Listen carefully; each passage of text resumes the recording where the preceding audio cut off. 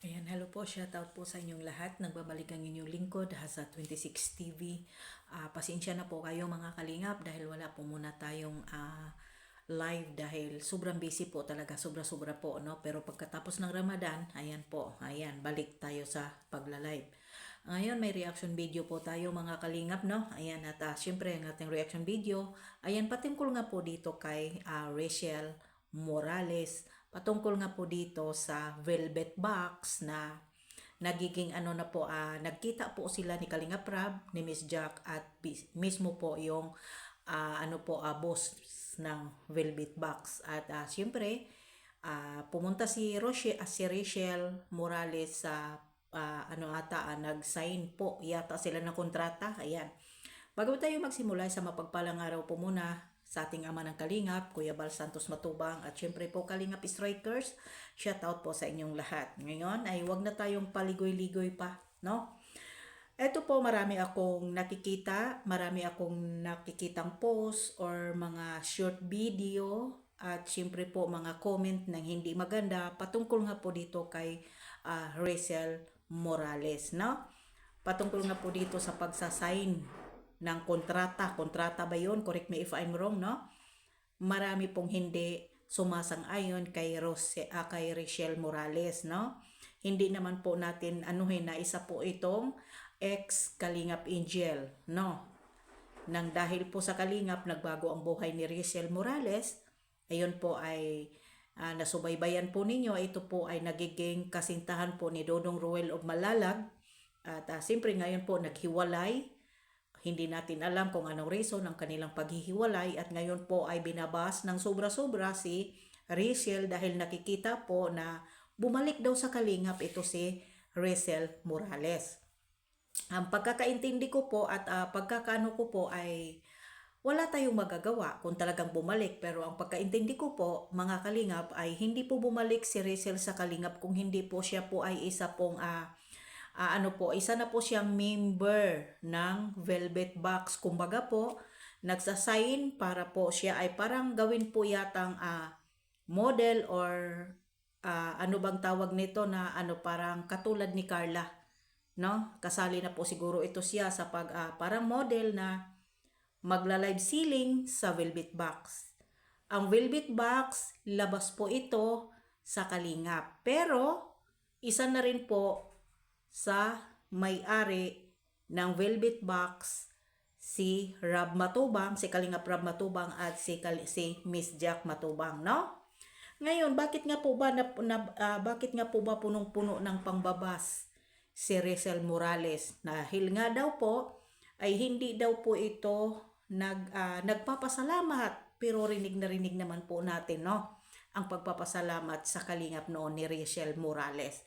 Dahil marami nating napapansin dahil mayabang daw, hindi man lang daw po mabanggit-banggit ang Kalingap, hindi daw po hinayaan daw po ni Rachel na mabasi Kalingap Rab, sinisiraan si Kuya Val. Alam niyo po mga Kalingap, sa totoo lang, si Rachel Morales ay wala namang paninira talaga na personal sa Kalingap.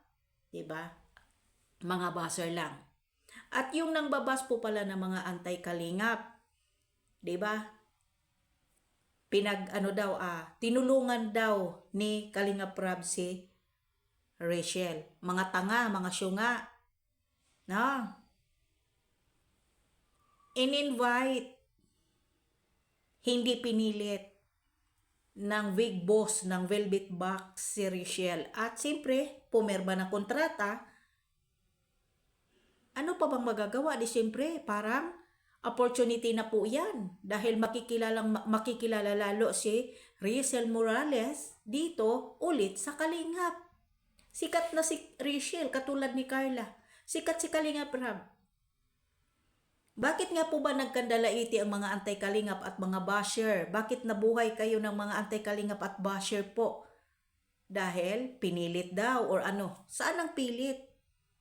Hindi po natin masabi na nasa Kalingap na. Balik ang isang ex-angel na si Rachel Morales sa Kalingap. Hindi po. Nagiging ano po lang siya, member na po ng Velvet Box.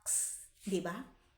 Kumbaga po, isa na po siya sa member ng Velvet Box katulad po kay Carla na parang gawing model para katulad kay Joy Diwata na may sasahurin din po. Hindi tulad ng sinasabi ninyo na sinasamantala na naman po na mag-ingay si Kalinga Prab dito sa ex-angel ng Kalingap. Hindi po. Ha? Walang may nagsabi na bumalik. Hindi naman sinabi yata ni Rachel Morales na babalik sa Kalingap. Kumbaga, business partners or something what? Diba? Hindi ba pwedeng ganon? Tatanggapin ni Rachel Morales ang pangbabati ko sa kanya. Dahil alam naman po talaga natin na walang pagtatanggol si Rachel Morales sa Kalingap noon, na binabatikos ang Kalingap. Pero ito lang ang masasabi ko po. No? Bago po sana tayo humusga ng kapwa, isipin din po natin kung ano nga po ba ang dahilan, kung bakit nga po ba siya naimbitahan mismo ng big boss ng Velvet Box. Alam niyo po ba? Itong mga buzzer, alam niyo po ba? Katulad nitong mga wakwak na ito na kumakain, nakikinabang, nakika-content dito sa Kalingap. Mayroon bang sasabihin po nito ni Kalbo na gagamitin na naman po si Rachel? Wala pong panggagamit. Parihas lang po sila. Gustong kumita. Katulad nilang mga anti-Kalingap, gustong kumita din. Gamit ang Kalingap. Ganon lang yan. Walang may nang gamit, parihas na gagamitan.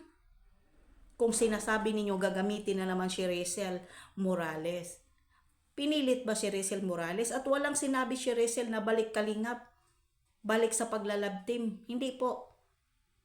Formal po na nagsasay ng kontrata si Rachel Morales, hindi natin alam kung ano. Para gawin sigurong model or kung ano pa man po. Pero sa totoo lang, magandang opportunity po. Mas lalo pa pong makikilala po si Rachel Morales dito sa Kalingap at sa Velvet Box. Alam naman po natin na ang Velvet Box ay sikat ngayon dito sa social media.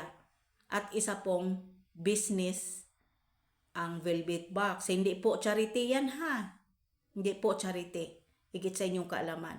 Kaya ito din pong mga buzzer, no? At isa po si Rachel na mga supporters po. Sana po, wag naman po sana ninyo na masyadong parang sasabihin ninyo, ginamit na naman ni Kalinga Prab si Rachel. Wala pong gamitan na nagaganap.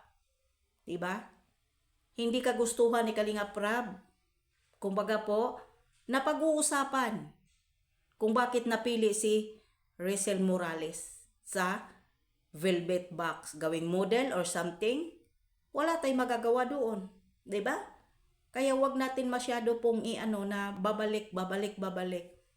Nagiging partner na rin po siguro. Ay malay natin, baka magkakaroon na naman po ulit ng love team, hindi akin lang to ha. Okay, hanggang dito na lang po. Maraming salamat and God bless po sa lahat.